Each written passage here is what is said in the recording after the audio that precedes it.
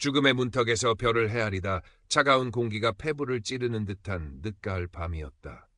한지우새는 낡은 다세대 주택 옥탑방 창가에 기대 앉아 희뿌연 도시의 야경을 무심히 내려다보았다. 마감 압박에 시달리던 번역 작업은 간신히 끝냈지만 통장 잔고는 바닥을 드러냈고 가슴 한 구석을 짓누르는 공허함은 좀처럼 가시지 않았다. 몇 년 전 천문학자였던 아버지가 갑작스러운 사고로 세상을 떠난 후 지우의 삶은 빛바랜 흑백 사진처럼 무채색으로 변해버렸다. 별을 사랑했던 아버지, 밤하늘의 신비를 속삭여주던 따뜻한 목소리는 이제 기억 속에만 존재했다. 아버지의 부재는 지우에게 풀리지 않는 숙제처럼 남아 삶의 의미를 끊임없이 되묻게 했다. 의미 같은 게 있기는 한 걸까?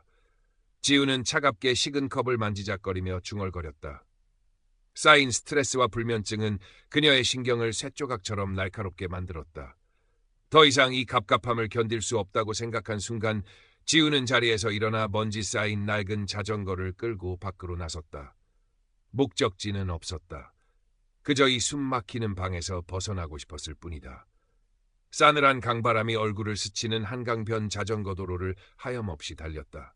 가끔씩 스쳐 지나가는 가로등 불빛만이 어둠 속에서 길을 밝혔다. 잠시 멈춰 서서 밤하늘을 올려다보았다. 희미하게 반짝이는 별들. 어린 시절 아버지의 어깨에 기대 앉아 바라보던 그 별들이 맞을까? 하지만 지금 지우의 눈에는 그저 멀고 차가운 빛으로만 느껴졌다. 그때였다. 갑작스러운 현기증과 함께 눈앞이 흐릿해졌다. 중심을 잃은 자전거가 비틀거리며 넘어졌고 지우의 몸은 차가운 아스팔트 바닥으로 나뒹굴었다. 짧고 강렬한 고통이 온몸을 관통하는가 싶더니 모든 것이 암전되었다. 얼마나 시간이 흘렀을까? 지우는 문득 자신이 공중에 떠 있음을 깨달았다. 발밑으로는 방금 전까지 자신이 타고 있던 자전거와 함께 축 늘어져 있는 자신의 모습이 보였다. 믿을 수 없는 광경이었다. 마치 영화의 한 장면처럼 유체이탈, 공포보다는 기이한 평온함이 그녀를 감쌌다. 이게 죽음인가? 그때 저 멀리서 은은한 빗줄기가 그녀를 향해 다가오는 것이 보였다. 빛은 따스했고 거부할 수 없는 인력으로 지우를 이끌었다. 정신을 차렸을 때 지우는 안개 자욱한 대나무 숲 한가운데 서 있었다.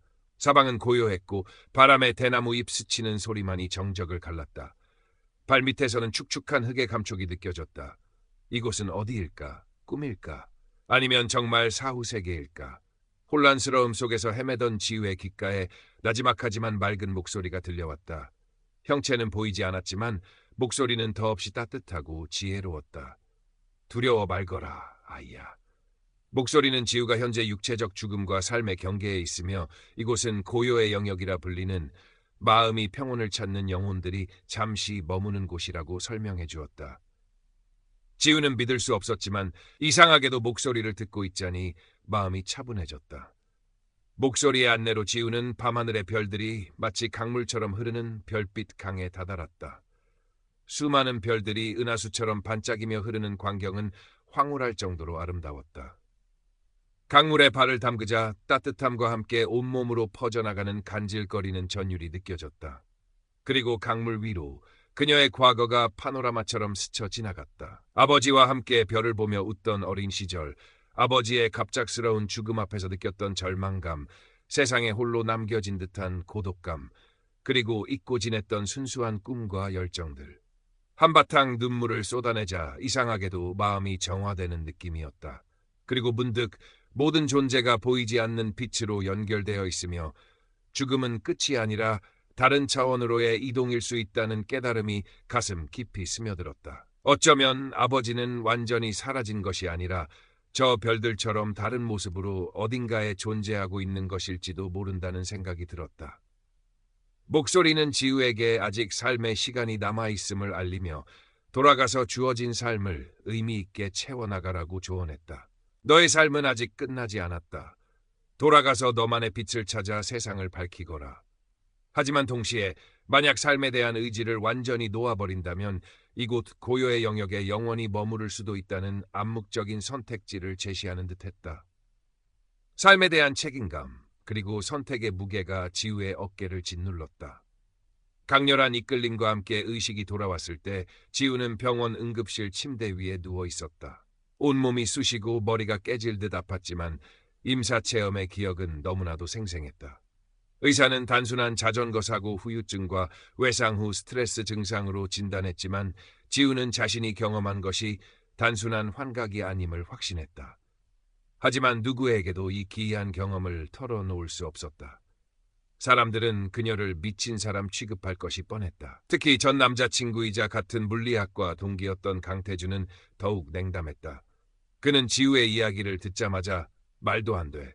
그건 그냥 네가 만들어낸 환상일 뿐이야. 현실을 좀 봐. 지우야. 라며 차갑게 쏘아붙였다. 태준의 과학적이고 합리적인 사고방식 앞에서 지우의 초현실적인 경험은 설 자리를 잃었다. 그의 말은 비수처럼 지우의 가슴에 박혔지만 한편으로는 그녀를 더욱 고립시켰다. 퇴원 후에도 지우는 한동안 깊은 혼란 속에서 방황했다. 생생한 임사체험의 기억과 차가운 현실 사이의 괴리감은 그녀를 더욱 힘들게 했다. 그러던 어느 날 지우는 집 근처 오래된 골목길에 자리한 작은 찻집 은하수 다방에 우연히 발길을 들였다. 찻집 주인은 희끗희끗한 머리를 쪽져 묶은 온화한 인상의 은하 할머니였다. 지우는 자신도 모르게 할머니에게 자신의 기이한 경험을 조금씩 털어놓기 시작했다. 은하 할머니는 아무 말 없이 지우의 이야기를 끝까지 들어주었다. 그리고는 따뜻한 쑥차를 건네며 나지막이 말했다. 가끔은 눈에 보이지 않는 것이 더 큰 진실을 담고 있기도 하지. 너무 조급해하지 말고 내 마음의 소리가 이끄는 대로 따라가 보렴, 아가야. 지우는 처음으로 자신의 경험을 이해받는 듯한 느낌에 뜨거운 눈물을 왈칵 쏟아냈다. 은하 할머니의 존재는 칠흑 같은 어둠 속에서 발견한 한 줄기 희미한 별빛과도 같았다. 은하 할머니와의 만남 이후 지우는 조금씩 안정을 되찾기 시작했다. 할머니는 지우에게 직접적인 해답을 제시하기보다는 스스로 깨달을 수 있도록 질문을 던지거나 작은 이야기들을 들려주곤 했다. 내 안에도 반짝이는 별이 있단다. 그 별빛을 따라가면 길을 잃지 않을 게야. 할머니의 말들은 지우에게 깊은 울림을 주었다. 지우는 매일 밤 임사 체험 중에 보았던 별빛강과 목소리의 조언을 떠올리며 자신의 내면을 들여다보는 시간을 가졌다. 하지만 태주는 여전히 지우를 걱정스러운 눈으로 바라보았다. 그는 지우가 겪은 일이 심리적인 문제라고 확신했고 결국 저명한 정신과 의사와의 상담을 강권했다. 지우는 마지못해 상담에 응했지만 의사의 진단은 태준의 예상과 다르지 않았다. 임사체험과 유사한 해리성 기억상실 및 환각 증세. 의사는 약물 치료와 함께 꾸준한 상담을 권유했다. 상담실을 나온 지우의 마음은 더욱 복잡해졌다. 자신의 생생한 경험이 그저 증세라는 단어로 치부되는 것에 대한 억울함과 저항감이 동시에 밀려왔다. 정말 모든 것이 내 머릿속에서 만들어낸 환상일 뿐일까? 그렇다면 고요의 영역에서 느꼈던 평온함과 별빛강에서 보았던 아버지의 따뜻한 미소는 대체 무엇이었을까? 그날 밤 지우는 깊은 잠에 빠져들었다.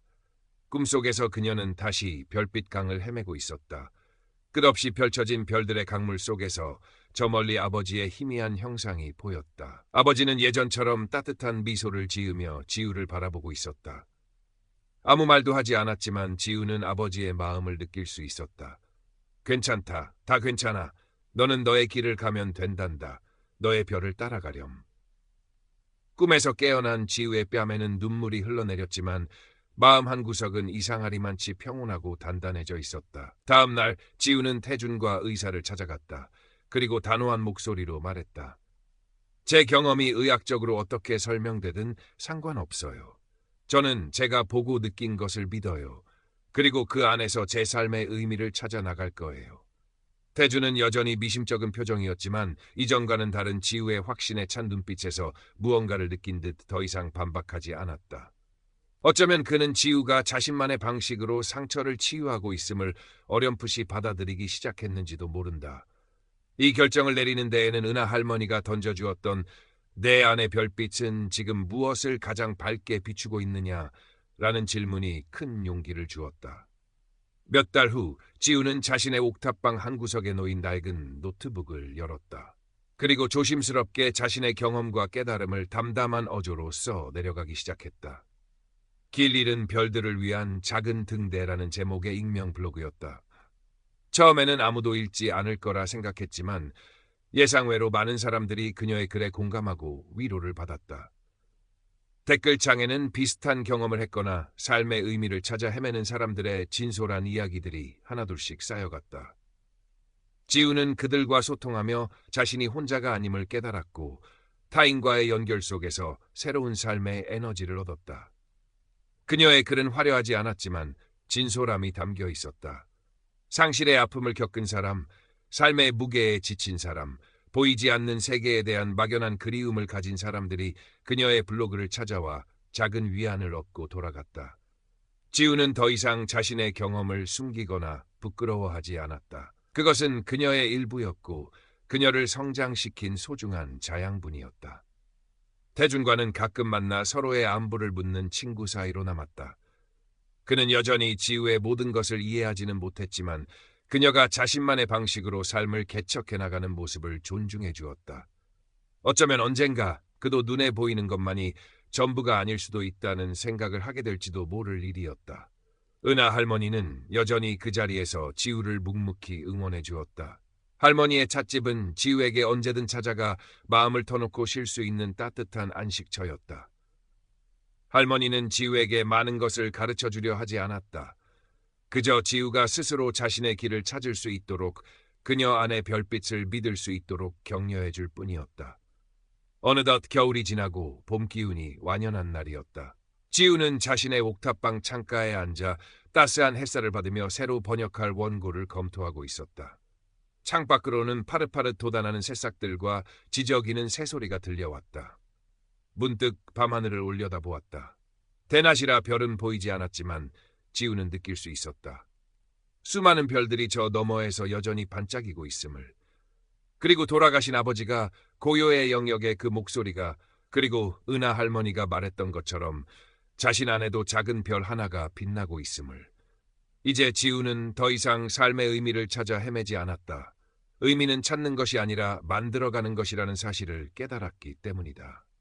그녀의 얼굴에는 이전에는 볼 수 없었던 잔잔한 미소와 평온함이 감돌았다. 비록 세상의 모든 의문이 풀린 것은 아니었지만 그녀는 이제 자신의 삶을 사랑하고 그 안에서 자신만의 빛을 따라 나아갈 용기를 얻었다. 그녀의 블로그에는 오늘도 새로운 글이 올라왔다.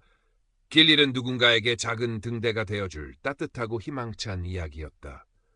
밤하늘의 별들이 서로의 빛을 의지하며 어둠을 밝히듯 지우의 삶도 이제 누군가에게 작은 위로와 용기를 전해주고 있었다. 그녀는 더 이상 외롭지 않았다.